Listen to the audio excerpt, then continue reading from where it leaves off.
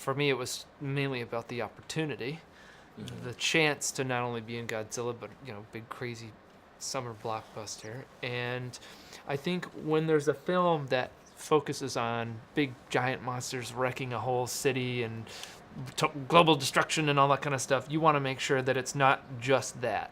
And one of the things that Mike Dougherty and Zach Shields, who wrote it, did so well is make sure that you've got some human narrative that you can latch onto. You've got great characters that you want to see if they make it through it or not, and follow what happens emotionally with them.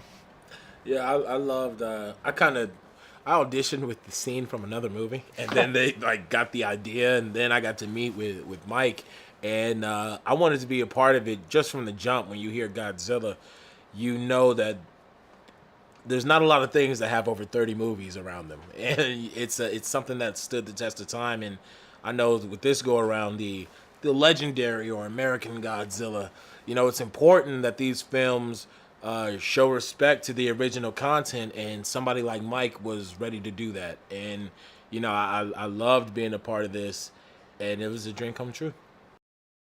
That's the evolution of Godzilla as a character. I mean, he starts off back in the 50s as this sort of unknowable destructive force that just goes back into the sea when he's done. But now he's evolved into, he's taken on more human traits, he's taken on identifiable traits.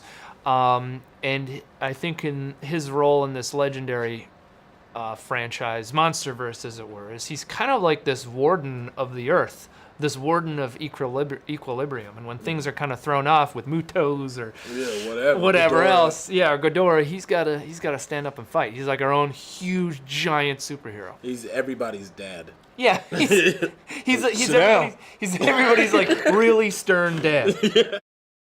As far as Godzilla monsters go, he's fought all three of these monsters individually on, in separate movies. So when I heard that he was going to go, all three are in it, and it's the second film. This is usually what they end it with, but this is the second film.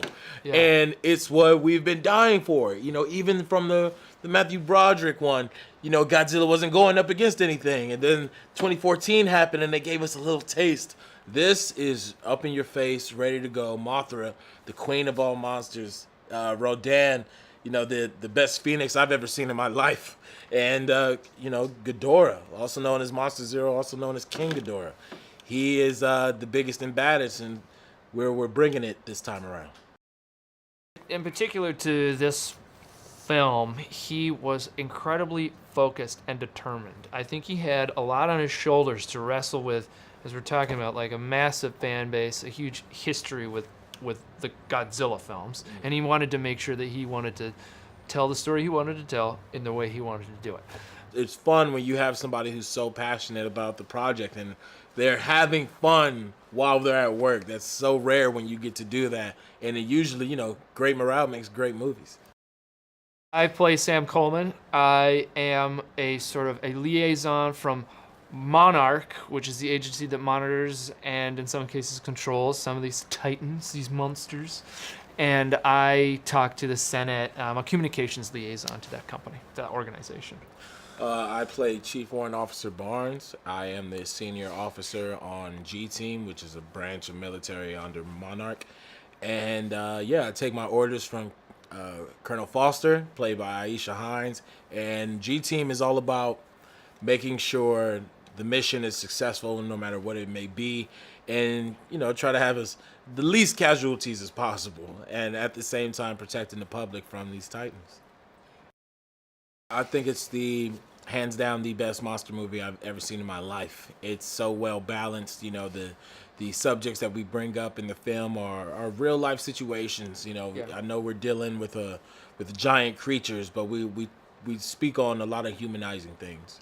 Yeah, I think in the end, it's a fun, wild ride. It is a movie where you're looking up, seeing a bunch of monsters beat the crap out of each other.